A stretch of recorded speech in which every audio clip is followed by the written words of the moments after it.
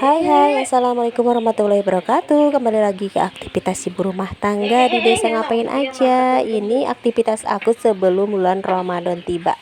Jadi aku mau bikin ayam goreng tepung.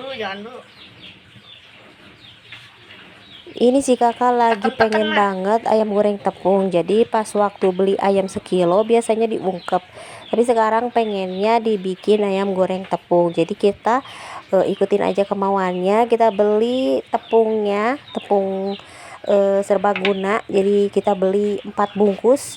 Lanjut kita balurin ke ayamnya. Sebenarnya ayamnya harusnya potongannya jangan terlalu gede kayak gini ya, karena takutnya dalamnya itu masih mentah.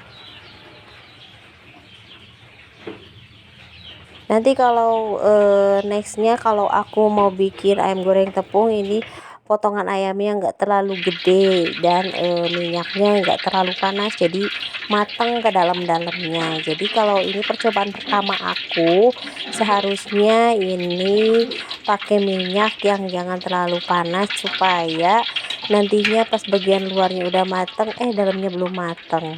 Ada pilihan yang kedua, kalau bikin ayam goreng tepung, si ayamnya itu dikukus terlebih dahulu supaya jadinya lebih matang.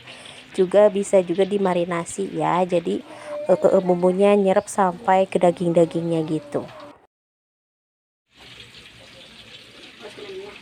Nah, ini gorengannya alhamdulillah hasilnya banyak banget dan gede-gede. Jadi dalam 1 kilo ayam itu 44.000, ada 12 potong ya.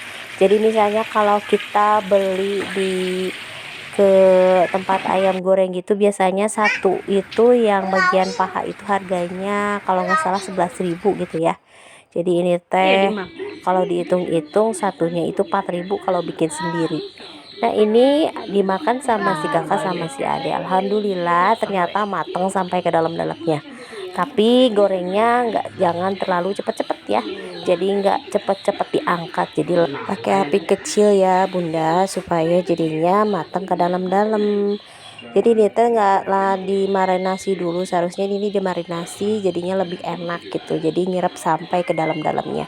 Tapi namanya juga anak-anak ya, dimainin juga dia mah suka gitu, apa hubungannya sama ayam gitu, dia mah suka. Jadi nantinya kalau aku mau bikin ayam goreng tepung, maunya dimarinasi dulu, kemudian nantinya dikukus atau supaya matanglah dalemannya. Lanjut, kita mau masak untuk malam sahur ya, karena aku punya ayam, jadi aku mau goreng ayam aja, tapi supaya jadinya gampang banget nelennya, jadi aku mau bikin sayur bening aja, karena di kulkas cuma ada mentimun, jadi aku mau bikin sayur bening mentimun aja. Ini supaya nanti siangnya nggak jadi terlalu haus gitu ya bun. Ini mentimunnya aku potong-potong kecil jadi gampang buat si kakak makan ya. Mitosnya katanya kalau kita makan mentimun gitu malamnya, jadi besoknya nggak terlalu haus gitu ya. Kita mah cobain aja supaya besoknya nggak terlalu pengen minum gitu ya, karena biasanya hari pertama itu cobaannya gede banget, dan kata mungkin karena masih permulaan gitu puasa, jadi kita teh masih menjauhkan dari kata mimian ya. Biasanya kalau di akhir-akhir sahur biasanya kita tuh udah kesiangan, dan akhirnya solusinya kita makan mie rebus pas waktu sahur. Jadi pas awal-awal kita makan yang sehat-sehat dulu ya.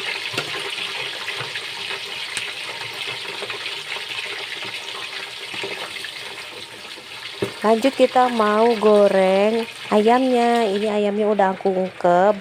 Kemarin aku beli lumayan banyak, disimpan di freezer supaya nantinya pas waktu sahur jadi tinggal goreng aja. Alhamdulillah membantu banget ya. Jadi kita teh nggak terlalu bangun pagi-pagi banget ya. Misalnya bangun jam 3 udah cukup, cuman angetin aja atau bikin sayur buat pendampingnya. Saking asiknya cerita sampai lupa nanya gimana kabarnya teman-teman di sana puasanya. Gimana, udah cacap belum? Jadi awal-awal mungkin agak sedikit berat ya, nanti biasanya udah terbiasa. Pas waktu pertengahan bulan biasanya udah terbiasa ya. Nah ini si kakak baru aja bangun, lihat aja kayak yang baru ngantuk, dan kita mau makan sahur seadanya, yang penting nikmat ya. Selamat makan. Kita makannya bertiga aja ya, karena emas sama abah di rumahnya juga, tapi udah dikirimin makanan, jadi kita ngumpulnya di sini. Bismillahirrohmanirrohim. Sebenarnya yang paling susah makan sahur itu anakku ya, jadi dibangunin udah berkali-kali baru bangun. Ya biasanya pas waktu awal-awal sahur itu selalu rame ya di kampung aku, banyak yang ngebangunin, jadi nggak bakalan mungkin kesiangan. Tapi biasanya pas akhir puasa itu suka nggak ada yang ngebangunin, jadi kita harus pasang alarm. Kalau soal makan, Pak Su nomor satu ya. Mau dia ada makanan yang baru atau angetan yang tetap nafsu makannya banyak. Kalau misalnya kita sih beda lagi ya. Apalagi pas waktu sahur biasanya mau makan tuh males-malesan banget. Tapi aktivitas di siang harinya banyak banget.